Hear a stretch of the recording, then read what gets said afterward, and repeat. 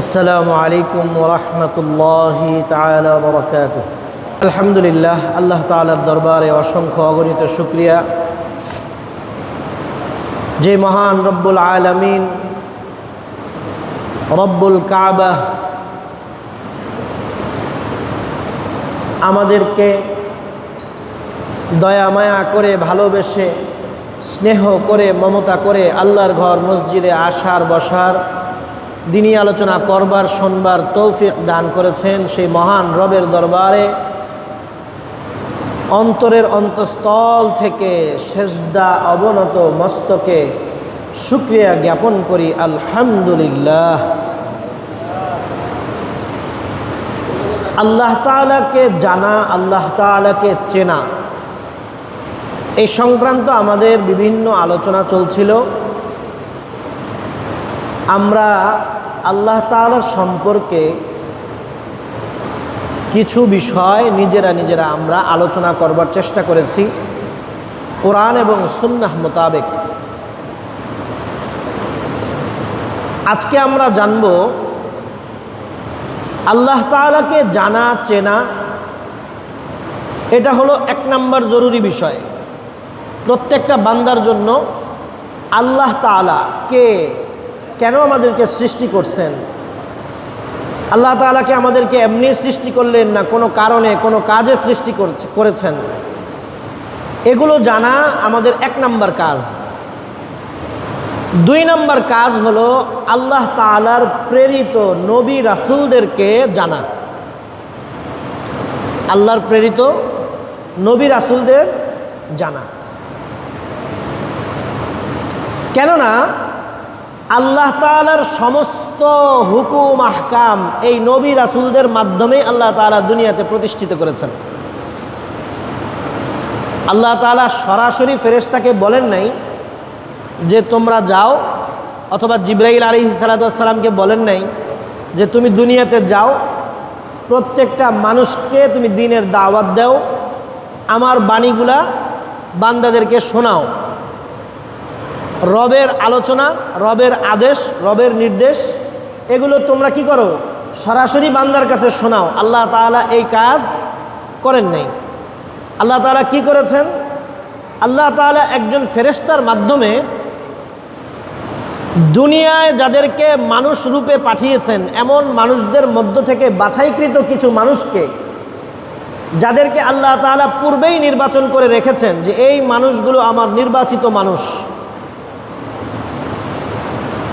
যেমন এটা বোঝা যায় কিভাবে? এটা বোঝা যায়, এক ঘরে এক বাবার যদি একাধিক সন্তান থাকে তাহলে দেখবেন নামের মধ্যে মিল রাখে। নামের মধ্যে কি রাখে? মিল রাখে। নামের মূল মাদ্দা ঠিক রাখে, বাবার নামের সাথে নাম ঠিক রাখে, মায়ের নামের সাথে নাম মিল রাখে। রাখে কি রাখে না?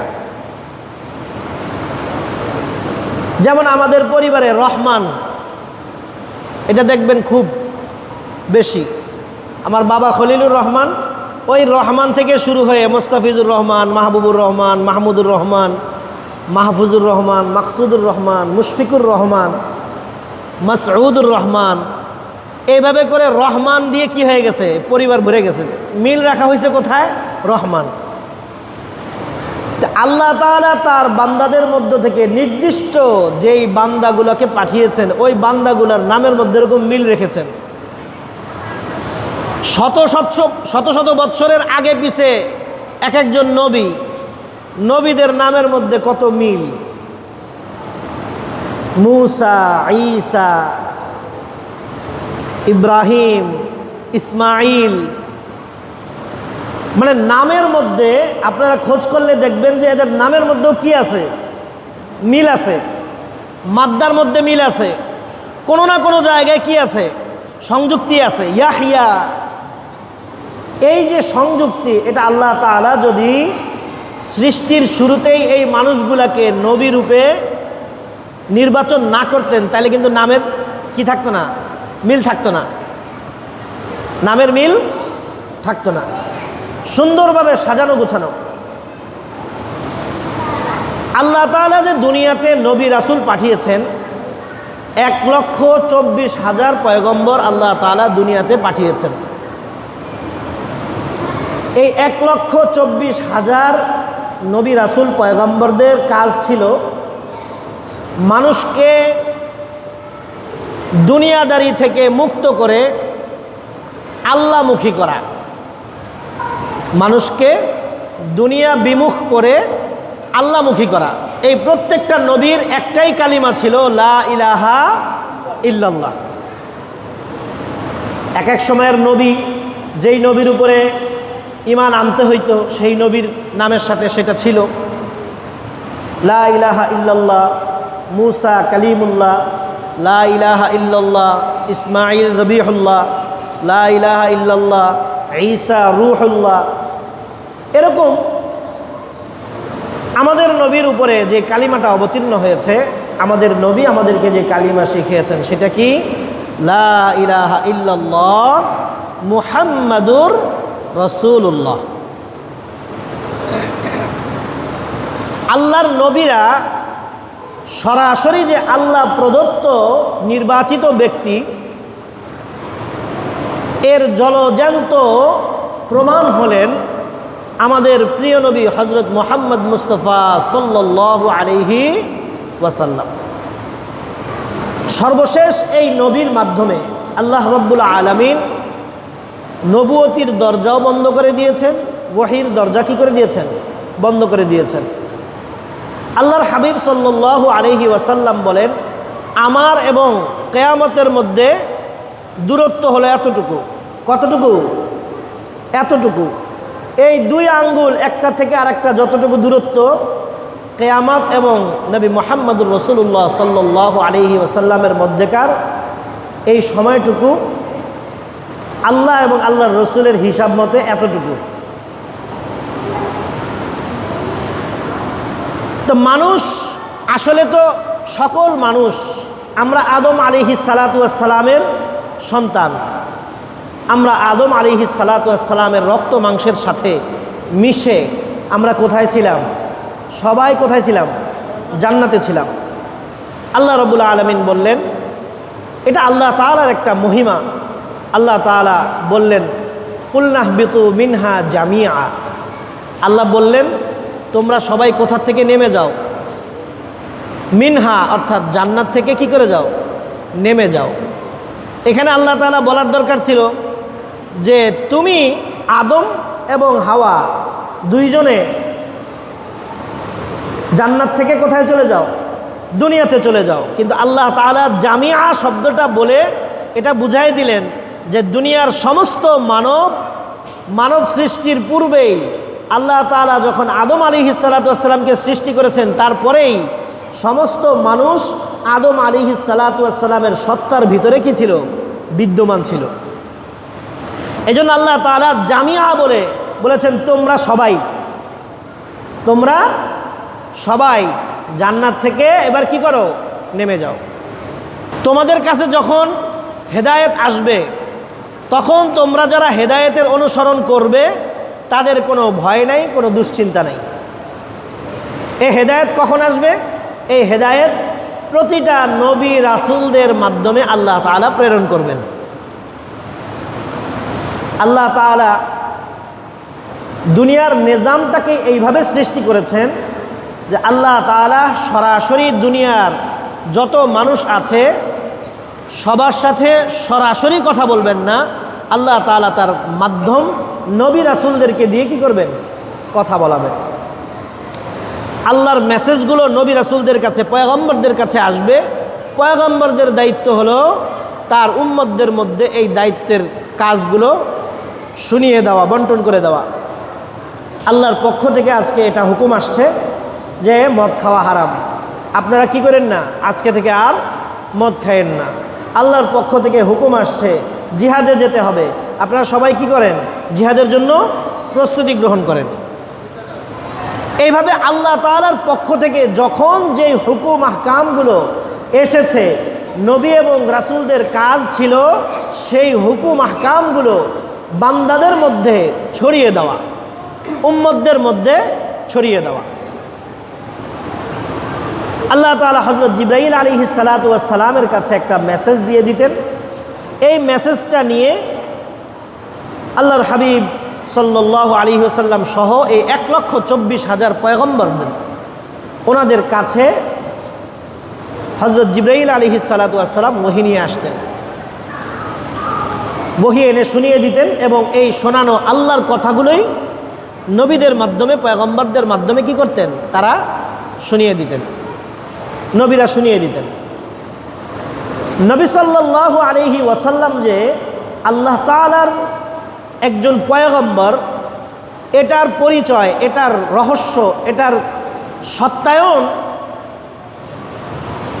সম্পূর্ণ কোরআন মাজিদ হলো এটার সত্যায়ন। কোরআন মাজিদটা এমন এক মুজিজা যেটা সত্যায়ন করে যে নবী সাল্লাল্লাহু আলাইহি ওয়াসাল্লামের উপরে যেই বাণী অবতীর্ণ হয়েছে এই বাণী কোনো মানুষের পক্ষে বানানো সম্ভব না। আল্লাহ তাআলা নিজেও কিন্তু চ্যালেঞ্জ করে দিয়েছেন যে তোমরা যদি পারো তাইলে এই কোরআনের মতো একটি কোরআন, বরং কোরআন তো নয়, বরং কোরআনের একটি আয়াতের মতো একটি আয়াত পারলে বানিয়ে দেখাও।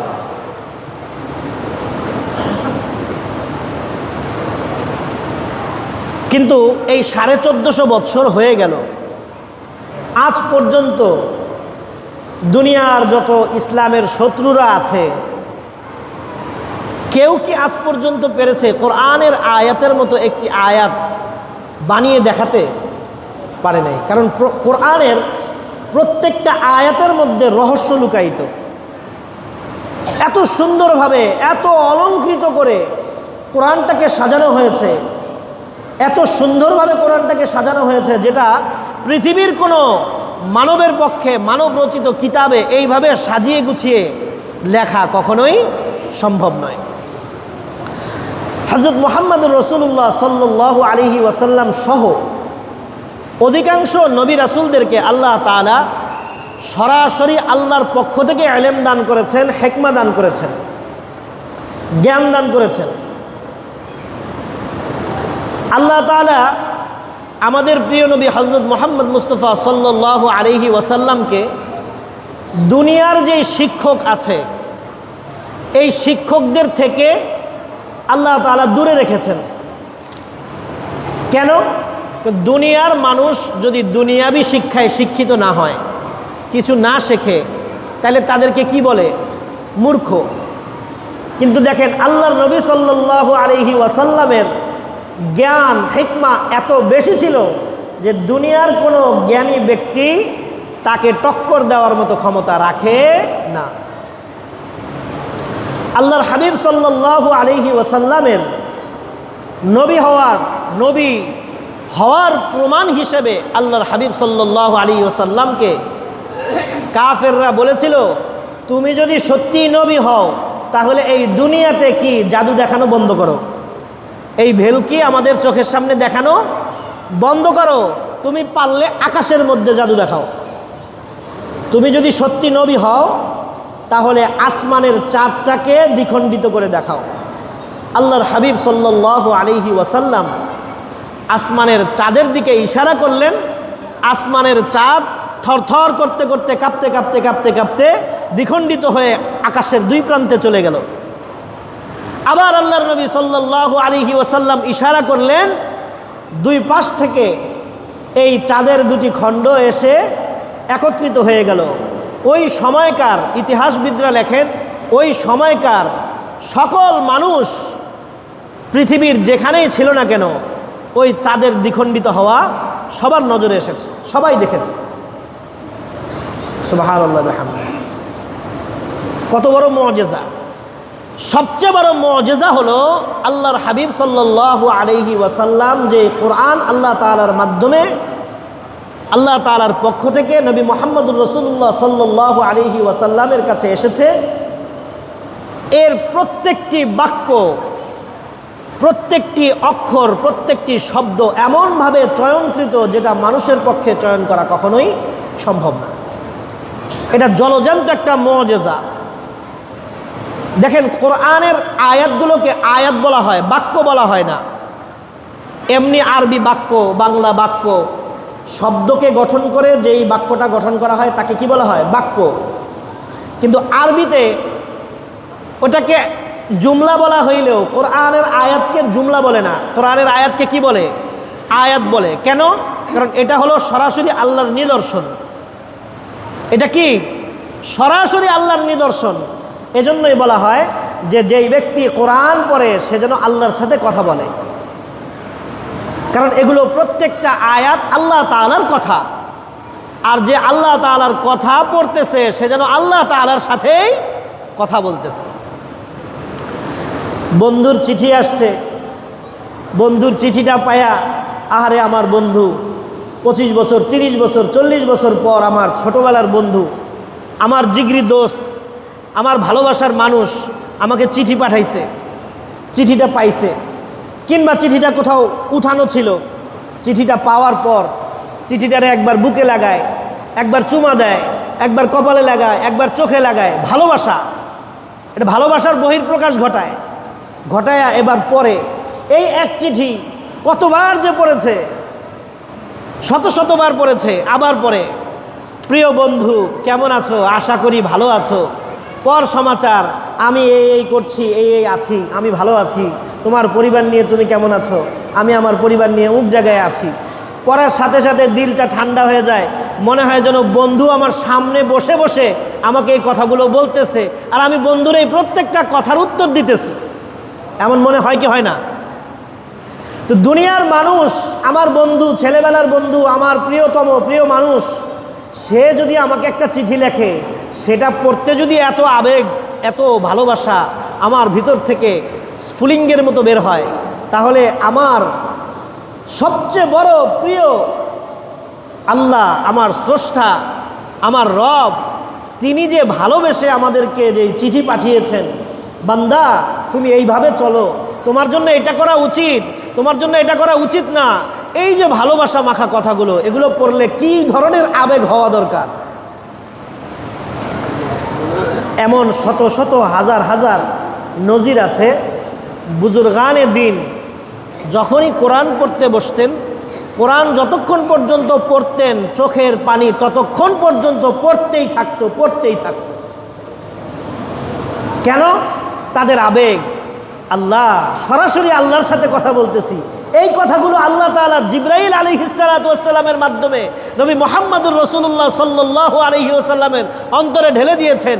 সেই অন্তরের কথাগুলো নবী মুহাম্মদুর রাসূলুল্লাহ সাল্লাল্লাহু আলাইহি ওয়াসাল্লাম আমাদেরকে শুনিয়ে গেছেন। এই কথাগুলো তো সরাসরি আল্লাহর কথা। এই আবেগে আল্লাহর ওলিরা কোরআন পড়তে বসলেই কি করতেন? কাঁদতে থাকতেন। তাদের চোখ থেকে অনবরত কান্না আসতো। কিসের কান্না? দুঃখের কান্না না, ভালোবাসার কান্না, আনন্দের অশ্রু। আমি আমার আল্লাহর সাথে কথা বলতেছি, আমি আমার রবের সাথে কথা বলতেছি। এই জন্য হাদিস শরীফের মধ্যে এসছে, বান্দা তার রবের নিকটবর্তী হয় কয়েকটা জায়গায়। সর্বপ্রথম জায়গা হলো বান্দা যখন সেজদা, মস্তক অবনত সেজদায় থাকে, ওই সময় বান্দার সাথে আর রবের সাথে কোনো কি থাকে না, পর্দা থাকে না। সরাসরি আল্লাহর কুদরতি পায়ে বান্দা কি করে? সেজদা করে। অন্তর যদি পরিষ্কার থাকে, ইমান যদি ঠিক থাকে, আল্লাহকে যদি অন্তর থেকে ভালোবাসা যায়, তাহলে এই মাঝখানের যত পর্দা আছে সব পর্দা উন্মুক্ত হয়ে যায়। তখন আল্লাহর সাথে সরাসরি কানেকশন হয়ে যায়। অর্থাৎ এই দুনিয়ায় থাকা অবস্থায় আল্লাহর ভালোবাসা পরিপূর্ণরূপে সে অনুভব করতে পারে। এর অর্থ এই না যে অন্তর্চক্ষু খুলে গেছে, আল্লাহকে দেখতেছে না, আল্লাহর কুদরত দেখে আল্লাহর কুদরতের মধ্যেই আল্লাহকে তালাশ করে। এই কুদরতটা এত যদি বড় হয়, এই কুদরতটা যদি এত মহান হয়, আমার আল্লাহ জানি কত মহান। আল্লাহর কুদরতের মধ্যে আল্লাহকে তালাশ করে। এইভাবে বান্দাকে আল্লাহ রব্বুল আলামিন আল্লাহর সৃষ্টি, আল্লাহর নবীদের সম্পর্কে কোরআনের মধ্যে বিভিন্ন জায়গায় বিভিন্ন নবী রাসূলদের কথা বলে আমাদেরকে শিক্ষা দিয়েছেন, আমাদের কিভাবে চলতে হবে, কিভাবে আমাদের জীবনকে গঠন করতে হবে। কোরআনের প্রত্যেকটা শব্দ, প্রত্যেকটা জুমলা, প্রত্যেকটা বাক্য, প্রত্যেকটা আয়াত আমাদের জন্য কি?